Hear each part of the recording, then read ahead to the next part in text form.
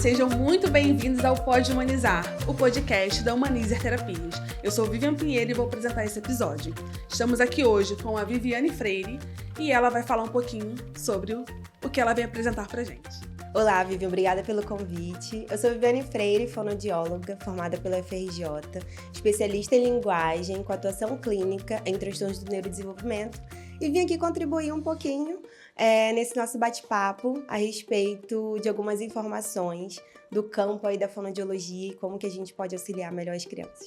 Viviane, conta pra gente aí, com a sua experiência, com o seu embasamento teórico, como uma mãe procura o serviço de fonoaudiologia, se tem uma idade, quais os sintomas, quais são os sinais para essa mãe ter uma preocupação para procurar o serviço? Então, Vivian, a gente precisa entender que, na verdade, cada criança não tem seu tempo, né? Os desenvolvimentos, eles acontecem de forma individualizada, porque somos indivíduos únicos e, de fato, de acordo com a experiência com essa família, a vivência que essa criança vai tendo no seu meio social, ela vai desenvolvendo as habilidades inerentes ali que a gente tem a partir do arcabouço biológico que a gente tem desde que nasceu. A gente tem uma linha do tempo do que é esperado para cada idade. Então, é muito importante que essa mãe, ela entenda e ela se empodere desse conhecimento. E aí, a partir desses 6 meses em que essa criança ela tem esses balbucios, ela começa a explorar o significado com o significante. Então, ela entende que se ela falar determinado som, ela tem aquilo atendido. Então, se eu falo mamã, a mãe responde. Se eu falo bola, né, eu tenho a bola. E aí, a partir disso, que isso vai aumentando em complexidade. Então, aos 6 meses, ela começa com os balbucios. E aí, ali, aos 12 meses, ela já começa a falar as primeiras palavras. Aos 18 meses, né, então ali com 1 ano e 6 meses, essa criança já precisa ter um número ainda que pequeno, né, ali pelo menos de 10, 15 palavrinhas, ainda que não sejam completas, não vão ser palavras completas mesmo nessa idade, mas que tenham um significado. Então, ela tenta fazer mamã, papá, coito, bola, aba, mas tem sempre um significado. Então, a linguagem, ela se desenvolve a partir de um arcabouço neurológico, ou seja, eu fui programada neurologicamente para me comunicar. Então, esse é um diferencial da nossa espécie, né? A nossa comunicação, ela já vem programada. Se isso não acontece, a gente tem aí os transtornos, né, do neurodesenvolvimento. Então, a gente precisa desse arcabouço neurológico íntegro e um meio social adequado. Ou seja, um ambiente que estimule bem essa habilidade, né? Então, a gente tem na literatura alguns estudos que falam muito sobre o tipo de estímulo que essa criança recebe. Às vezes, algumas crianças que não têm esse tipo de estímulo adequado acabam apresentando um atraso nesse desenvolvimento. Hoje em dia, a gente pode ver isso tanto em ambientes familiares disfuncionais nesse sentido, como até mesmo no excesso de estímulo, às vezes tecnológicos, em que a gente não tem tanta essa troca social com o outro. Então, a linguagem, ela tem um desenvolvimento de complexidade. Ela começa desde o bebezinho, e aí vai passando pelas vocalizações, os balbucios, as palavras. Aos 2 anos, essa criança já tem ali 200 palavras, em que ela começa a formar pequenas frases, né? Então, mamã, aba, né? Quer, boa. Então, ela começa a formar essas pequenas frases ali ainda telegráficas, né? Bem simples, mas que já começa a aumentar a partir desse desenvolvimento inicial que ela apresentou. Então, você entende que quando há essa frase problemática, né? Que a gente que trabalha com desenvolvimento infantil, a gente bate muito nessa tecla de, olha, não, cada criança não tem seu tempo. Existem, sim, individualidades, mas existe um mecanismo ali do que é esperado para cada idade. Por que que a gente bate muito nessa tecla? Porque vai aumentando o nível de complexidade.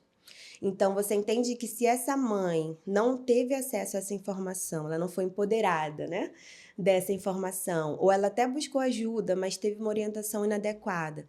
E aí, desde aquele bebê silencioso, uma criança com 1 ano que não fala, 2 anos não monta frases, 3 anos tem muitas trocas na fala, 4 anos as pessoas de fora não entendem o que essa criança fala. Você entende que as dificuldades não se resolvem, elas se acumulam. Porque o desenvolvimento acontece dessa forma. Ele vai aumentando o nível de complexidade. Então, se hoje, quando alguém pergunta, Vivi, a partir de que idade você atende? A partir de que idade eu preciso me preocupar? Qualquer etapa em que essa criança ainda não atingiu os marcos do desenvolvimento de linguagem. Então, sempre a gente tem que ter em mente que existem marcos desse desenvolvimento de linguagem que precisam estar ali estabelecidos, precisa alcançar. Porque se isso não é visto aqui, isso pode refletir, inclusive, posteriormente, até na alfabetização. Porque a gente aprende com apoio na oralidade. Então, por exemplo, uma criança que tem muitas trocas na fala, ela não consegue depois se organizar na escrita de forma adequada, entendeu? Então, a gente tem ali alguns fatores de alerta para ficar de olho. Viviane, conta pra gente e conta pra essa mãe como que ela pode fazer com esse bebê para estimular. Dá algumas dicas pra gente aí, por favor. Acima de tudo, é realmente interagir. Então, desde bebezinho, a gente precisa ter essa troca social com a criança. Então, realmente mostrar novos sons para essa criança. Então, desde bebezinho, vai lá e faz o... né? Começa a trazer os bichinhos e faz os sons dos bichinhos. Tenta sempre fazer essa tríade, assim, do olhar, da boquinha e do estímulo que está sendo apresentado. Isso é muito importante, porque às vezes se for uma criança que tem uma dificuldade motora, a gente tem uns pacientes assim, né, em que tiveram esse histórico de algumas dificuldades motoras iniciais, e aí essa criança já começa a ter esse apoio visual, auditivo e do significado daquele som. Então, acima de tudo, realmente é trazer esse tipo de interação. Então, interagir com seu filho, acho que é a melhor forma que você tem de estimular. Então, deixar cada vez menos nos estímulos virtuais, né, nos estímulos tecnológicos e conseguir fazer essa troca mesmo. O cérebro humano, ele precisa de um estímulo social. Então, é importante mesmo que haja essa troca. Ainda que ele não responda, ainda que de início essa criança não dê tanta abertura, mas a insistência é o que vai fazer com que realmente essa criança seja bem estimulada. Viviane, ótimo. Você falou aqui do marco do desenvolvimento, falou dos estímulos, e eu queria que você falasse também para nossa mãe como que é o acompanhamento a partir de um diagnóstico. Como é que fala pra gente um pouquinho da sua experiência, de questões teóricas mesmo, né? Uhum. Primeiro, essa criança chega com uma queixa inicial, né? De modo geral, Vivian, a fonoaudiologia, ela é o primeiro setor a receber essas crianças, porque o fator da comunicação é algo que acaba sendo bem marcante nesse desenvolvimento de linguagem dessa criança, e aí isso é o que chama realmente a atenção. E aí os bons pediatras acabam encaminhando essa própria mãe, esse pai. Eles entendem que esse desenvolvimento não está igual do amiguinho da mesma idade, que essa criança, às vezes, do irmão mais velho. Então, entende-se que existe alguma coisa que está inadequada nesse processo como um todo aí. E aí busca avaliação fonoaudiológica. Então, a avaliação fonoaudiológica, ela contempla essa organização da criança, desse estímulo ali do que ela está apresentando. Então, são apresentados alguns protocolos, algumas avaliações. Então, a gente tem avaliações padrão ouro para a língua portuguesa, em que a gente aplica essas avaliações, e essas avaliações vão dizer ali, olha, ele deveria estar fazendo esse tipo de recurso aqui para se comunicar. E ele ainda está aqui embaixo, né? E a partir disso a gente vai trazendo as hipóteses diagnósticas. De início, a gente sempre exclui outros fatores, como, por exemplo, perda auditiva, a gente exclui demandas relacionadas ao ambiente. Então, a gente vai fazendo um estudo mesmo sobre quem é essa criança no ambiente social e desse arcabouço neurológico que a gente falou anteriormente, para poder entender o que está acontecendo com esse desenvolvimento. E aí, a partir disso, levanta-se, né, uma hipótese diagnóstica e ela já entra no processo terapêutico. O importante realmente é não perder tempo para buscar ajuda, porque a partir disso, que ele está ali nessa avaliação, essa família já é orientada e essa criança já entra no processo terapêutico também. Viviane, que ótimo, muito esclarecedor. E agora fala um pouquinho pra gente, para essa mãe, qual é o benefício da fonoaudiologia no espectro? A gente trabalha capacitando essa criança no meio social a partir dessa comunicação. Então, um dos fatores, inclusive, para que essa criança esteja dentro, né, desse diagnóstico é o fator da comunicação. Então, a linguagem, de modo geral, ela está afetada. E aí, a gente tem, dependendo do nível, desde uma criança que não fala nada, né, então ela é totalmente não oralizada, a uma criança que ela até fala, mas não se comunica. Então, isso é algo que também chega pra gente, né, Vivi? Meu filho fala, mas não se comunica. Ele não conta uma história, ele não conta pra mim o que aconteceu na escola. Fala o que quer falar e não se comunicar. Fala Isso. pra gente um pouquinho sobre isso. Então, é quando a criança ela é capaz de produzir palavras, frases e até conseguir se organizar em um meio social ali de acordo com o roteiro. Então, isso acontece muito com a criança dentro do transtorno, geralmente com o nível 1 de suporte. Isso é uma característica bem comum, né? Essa criança, ela consegue ali se comunicar socialmente, inicialmente do oi, tchau, tudo bem, mas ela, por exemplo, não é capaz de chegar, mãe, aconteceu tal coisa na minha escola.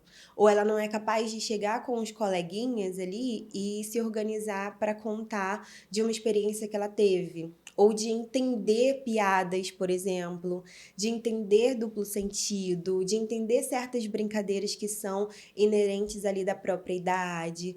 Então, é uma criança que a comunicação, né, que é o quê? Eu me fazer entender as minhas ideias em relação ao outro e fazer com que o outro também entenda as minhas próprias ideias.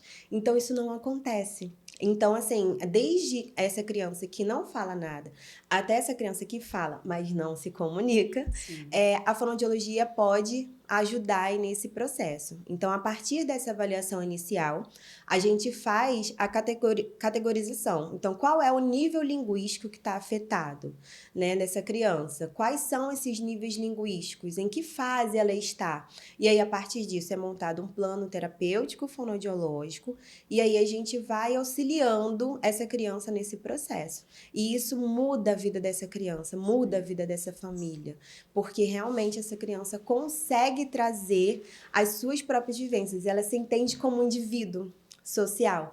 E dentro do transtorno do espectro do autismo, isso é muito importante, porque a gente sabe da barreira social que existe. Então, a partir disso, essa criança vai sendo empoderada também a partir da comunicação. Me fala também um pouquinho qual é a importância da fonoaudiologia com a equipe multidisciplinar. Fala um pouquinho da sua experiência, fala um pouquinho da sua experiência na Humanizer Terapias também. Conta pra gente um pouquinho aí para esclarecer para essa família, para essa mãe, sobre esse processo também. É fundamental que a fonoaudiologia ela esteja integrada com uma equipe. Eu sempre falo para todo mundo, eu não consigo trabalhar sozinha, eu não sou uma fono que trabalha sozinha. Né? Na Humaniza a gente tem essa experiência, realmente porque... Trazendo, por exemplo, esse exemplo da criança que fala, mas não se comunica. Às vezes eu já avancei com ela a nível de vocabulário. Eu já avancei com ela a nível de estrutura, que a gente chama estrutura morfossintática, que é a estrutura de uma frase. Né? Eu já consegui avançar nos níveis linguísticos que eu estabeleci inicialmente. Mas por uma barreira social... essa criança não avança. Então, ela tem já ali a capacidade, mas ela ainda não trouxe isso, sabe? Não aflorou. Por quê? Porque ela já entra com uma dificuldade socioemocional. Que aí quem atua é a psicologia, por exemplo. Né? Ou então, poxa, Vivi, essa criança ela consegue já trazer uma função adequada para o brinquedo, que isso é muito importante. A criança entender a função de cada brinquedo. Né? Isso para a linguagem é um fator cognitivo que se cruza com o desenvolvimento de linguagem, por exemplo. E aí essa criança ainda não conseguiu por uma questão sensorial, por exemplo. Né? E aí eu preciso da terapia ocupacional integrando ali e ajustando as funções adequadas dessa criança. Então, a partir desse desenvolvimento, eu preciso trabalhar com essa integração dessa equipe em que cada um vai ter a sua pecinha ali nesse quebra-cabeça para conseguir ajustar. Então, realmente, é muito importante que essa família entenda isso, assim, o quanto que a equipe precisa estar integrada, todo mundo falando a mesma língua. É muito importante que os planos terapêuticos se alinhem. Então, estar na mesma equipe também é fundamental, porque aí a gente consegue trocar, enquanto terapeuta, sobre aquela mesma criança. Isso é bem importante. E aqui na Humaniza a gente tem essa organização, né, em que os terapeutas trocam muito, a gente tem as nossas supervisões semanais, a gente consegue alinhar esse plano terapêutico dessa criança. Viviane, fala um pouquinho também sobre intervenção precoce. Me conta aí uma experiência, fala pra gente um pouquinho disso. Essa é a parte que com certeza eu amo atuar, porque é quando realmente essa família entendeu que, por mais que ainda não tenha um diagnóstico, mas há uma dificuldade. Então, essa criança chega ali pra gente com uma dificuldade específica de linguagem e a gente começa a preparar essa família, começa a preparar essa criança para esse meio de comunicação social. E aí são os casos, eu acho que mais emocionantes, assim, porque eu sempre falo que a intervenção precoce é capaz de salvar a vida de alguém. Então, lembra do que a gente falou no início das dificuldades de não se acumularem? Sim. Quando acontece a intervenção precoce, ela realmente salva para que essas dificuldades não se acumulem. Você tem algum caso para dividir com a gente aqui nesse momento? Tem alguns, que são anos de experiência. Isso. Mas alguns casos, sim, a gente tem algum recente, né, até aqui na clínica, que realmente foi uma criança que chegou até por uma questão alimentar, inicialmente, ainda bebezinha, e a gente começou a investigar ali aquele processo e a gente percebeu que, na verdade, os processos motores orais não estavam adequados. E aí a família foi ótima, assim, isso faz muita diferença na intervenção precoce, porque eles entenderam que, poxa, eu preciso estimular essa criança de forma adequada para que ela desenvolva esses marcos que a Vivi está falando aqui do desenvolvimento de linguagem. E aí foi impressionante, assim, porque acho que em um semestre, essa criança conseguiu passar de uma criança totalmente quietinha, não verbal, em que até as expressões sociais eram diferentes, né? Porque ela não estava empoderada da linguagem. Então, ela acabava se omitindo muito. Então, ia muito para o comportamento. A comunicação dessa criança ia muito mais para o comportamento do que para o verbal. Pulou, assim, depois do processo terapêutico, ela ainda está em terapia, para uma criança em que hoje chega, dá boa tarde, se comunica, é capaz de chegar em um ambiente social e falar o próprio nome, fazer comentários a respeito do que está vendo. Então, é um caso, sem dúvida, bem emocionante, porque você vê o quanto que se transformou ali a vida dessa criança e dessa família. E a queixa inicial dessa família foi a questão da alimentação, que você disse, né? Não se alimentava e não falava, mas a queixa principal era a alimentação. E a transformação foi foi tudo, né? Foi. A gente teve um ganho aí na totalidade. Isso. Foi isso? Porque as demandas motoras orais, elas se integram. Então, a partir de um desenvolvimento, às vezes, desde bebezinho, da amamentação, isso vai interferir nesse desenvolvimento das funções estomatognáticas, que a gente chama, né? Que é toda a parte envolvida nessa organização motora oral. E aí, a forma como essa criança mastiga pode interferir, às vezes, na forma como ela fala, porque realmente essas funções se integram muito bem. Então, ela chegou com uma demanda de alimentação, a gente sanou essa demanda, percebeu-se um pequeno atraso motor oral, né, nessa fala aí, e aí a gente foi já intervindo. Ótimo. Aí, hoje é sucesso. Que ótimo, Viviane. A gente tá chegando agora no final do ano. E aí, qual dica que você pode dar para essa mãe, para esse pai, para essa família, agora nesse período de férias? Convivam com as suas crianças, observem de fato como que esse desenvolvimento, essa comunicação, esse meio social dessa criança está sendo rico ou não. Organizem mesmo, de fato, interações sociais adequadas para essa criança e caso você perceba alguma dificuldade específica e ache, poxa, eu acho que isso aqui a gente pode avaliar melhor, vou levar para um profissional especializado em linguagem infantil. Isso é muito, muito, muito importante. Quem vai avaliar sua criança?